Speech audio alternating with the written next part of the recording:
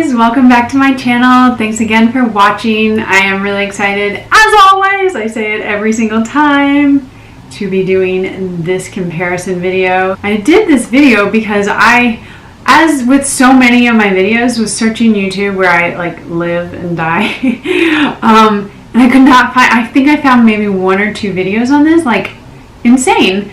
And this video, obviously from the title, is a comparison of the Glossier Skin Tint, there we go, and the m.a.c Face and Body Foundation. Maybe the reason this hasn't been done as much is because they're quite different in some ways, but I also think that they do appeal to the same kind of people. So that could be one reason. But before we get started, just make sure you subscribe to my videos. I am definitely, I'm here for it. I'm here for all you guys. And I love it when I get a new subscriber, and I love it when you comment and tell me what you liked or what you want to see. I'm trying to make this thing work, and I really appreciate all you guys, your support, and being here for it. So definitely subscribe and give me a big thumbs up. Thank you so much, and let's get into it. Okay, so we have our Glossier Skin Perfecting Tint and the m.a.c Face and Body. Obviously they come in very similar obviously they come in very similar, oh my god, similar packaging, but they do kind of serve 2 purposes. I'm going to tell you a little bit about each one, and then I will go ahead and apply it to half of my. So the first one we have is the m.a.c Face and Body. This comes in 13 shades and retails for $30. There is somebody outside either, oh, it's the trash. I was like, there's somebody moving lots of heavy stuff around. It's trash, that's why. Anyway, hopefully you can't hear it. Back to m.a.c. Back to m.a.c. This retails for $30. It comes in 1.7 fluid ounces, which is quite a bit more than your standard amount. That's why these might look different. This one is 1 fluid ounce, which is your standard amount, and m.a.c gives you quite a bit more. This is actually the smaller size. They have a bigger one. This is considered a lightweight foundation. They say it has a unique blend of emollients for sheer coverage and a satin finish, which I think is true. I'll talk more about it when I put it on, but it also says that it's buildable and long wearing. Now, I don't know if long wearing is what I would say. When I think of long wearing, I think of like 12-hour plus, and I would give this more of a time of about 6 hours, which is not bad. Like by the end of the day, 8 hours, you can tell that it's broken off your face a bit, but it doesn't look unnatural. It comes off really nicely. Next up, we have the Glossier Perfecting Skin Tint. I just call it the Skin Tint, and this comes in 12 shades. It retails for $26. And like I said, it's 1 fluid ounce, so this is standard. So this is $4 more, but you get quite a bit more. For the Glossier Skin Tint, on the Glossier website, it calls it a wash of color, and I feel like that is being generous. I would say it's a tint of color, like in the sheerest amount possible. I'm sure if you've read anything or seen anything about this, you know that it is the lightest coverage you can get. It really just feels like you're putting on a moisturizer, in my opinion. It says, the Glossier website says that it evens out discoloration, which I find not really true per se. But it does leave a dewy, kind of smooth toned look, which they also say. And like I said before, they actually say it's as easy as putting on moisturizer. Okay, so I have already done my eyebrows and eyes, and by done, I mean like my minimal look. So what we're going to be doing is we're going to be putting it on half of my face. Because I have a zit here, I was thinking maybe I should put the m.a.c on that side because it does have a bit more coverage. But I want you guys to see what the Glossier really kind of can do or can't do. So I'm going to be putting Glossier on this side. Now, a little bit more before I go into it. If I want a natural look and I want to look good for pictures, in person, kind of all of it, but obviously, like if you've watched any of my videos, I don't do full coverage. I would say light, maybe medium if I have a lot of discoloration or sunspots or whatever. But medium is as high as I go. So when I know that I have like a big night out or something that I want to look just like radiant and dewy and perfect for, I go with the m.a.c Face and Body, especially in the winter time, because it does give me a bit more moisture for my skin. Now, if I want a super no makeup look, I will go with this. I actually kind of would say I'd either go for this is Supergoop. It's a Mineral Matte Sunscreen, and it has a tint of color to it. These are the two that I would go for because they really give you about the same coverage. The thing about the Glossier is it does not have any SPF in it. Neither does the MAC, so just be aware of that and wear your sunscreen underneath. The last thing I wanted you to be aware about is how to put it on.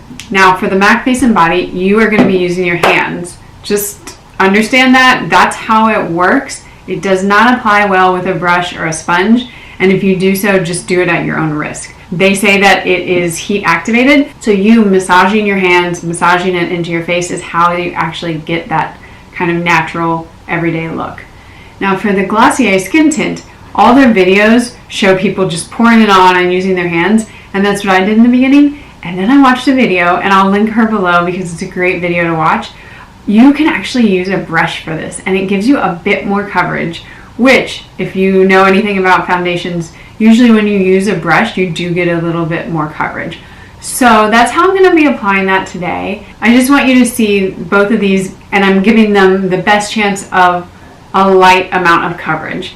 Now, of course, if you want to do the Glossier with your hands, feel free to do that. But I think for the sake of this video and to show you what it can do, what you might not be aware of, I'm going to be using a brush today. I'm going to do MAC first on this side. Had to throw my hair up, and now we're going to put it on.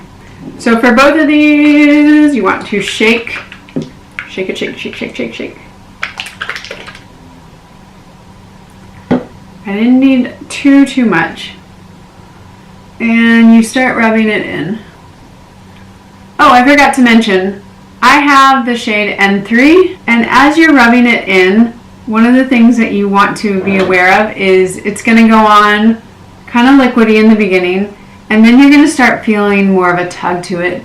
Don't stop when you feel the tug, that's when it's working. This is unlike a lot of other products where you don't usually feel that tug, but that is actually the product starting to work. It's not always the most natural feeling though. So I'm building it up a little bit, not a ton. I'm just I like to go a little at a time and see if I have the coverage that I want, and that just enables me to build it to the level that I want rather than squirting way too much out. And MAC does say that it's buildable. I would agree with that. It's definitely something that you can build up without looking too cakey. One thing that I love about this foundation is it does set down pretty quickly. You don't have a super tacky feeling once you've got it on your face, and you don't really even need to powder it, especially in the winter. I would say in the summer, I live in North Carolina, it might be a different story. Okay, so this is what we have. You can tell this side is with nothing on, and this side is MAC Face and Body.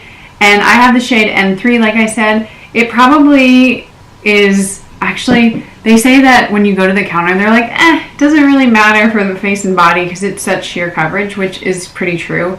Obviously, the lighter the coverage, the more flexibility you have. You can get a shade maybe a little too dark or a little too light. It doesn't have to be exact shade match. This shade, I would say, is maybe a tad yellowy dark, but it actually looks pretty good in natural light. And I just love this finish. I do think it has a satin finish. I think it covers kind of your imperfections, maybe any redness, and it doesn't feel like you have anything on your face, which is one thing I really love. So now we're going to go in on this side, and we're going to be using the Glossier Skin Tint. These are both so liquidy, so make sure you shake them. So like I said, on the website for Glossier and a lot of videos, you're going to see people just pouring it on their face and using their hand to blend it in. I'm showing you guys a different technique, but I'm going to be using this brush. This is the Heavenly Luxe Bye Bye Foundation brush, number 22, and it's got this little triangular tip. What I'm going to do is I'm going to pour it onto the brush. And once we have some in there, I'm going to start blending it into my face. And I have a zit right there, so I'll zoom in to see if it covers it. I'm going to put a bit more. You really, with the Glossier Skin Tint, you might feel like you're using a ton, but don't worry, you're not. You're never going to look cakey with this.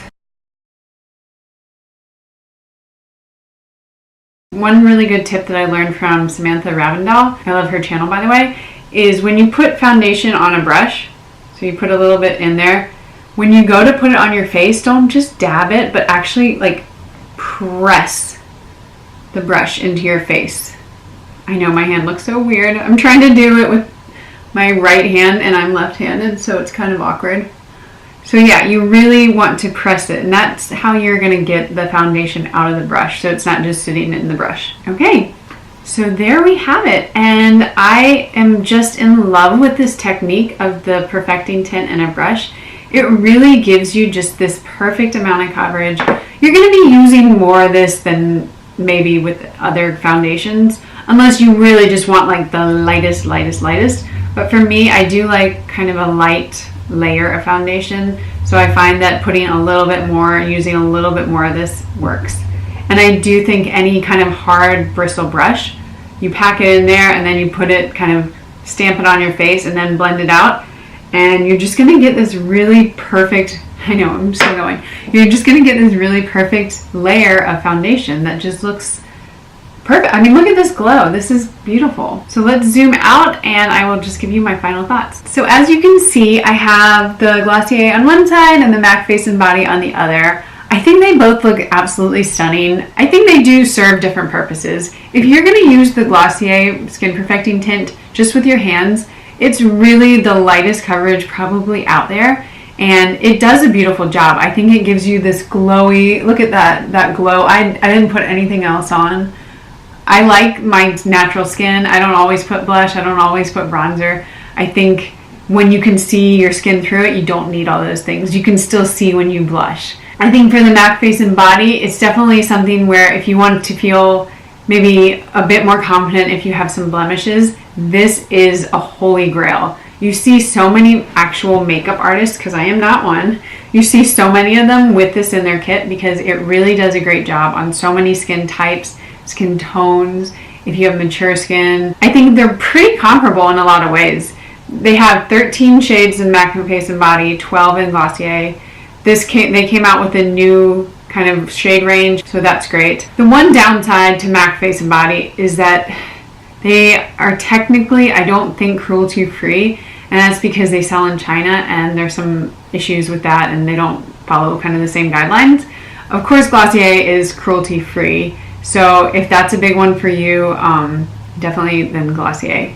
Now, I think a game changer, if the Glossier was maybe like too light of a coverage for you, is using a brush. Just try it out.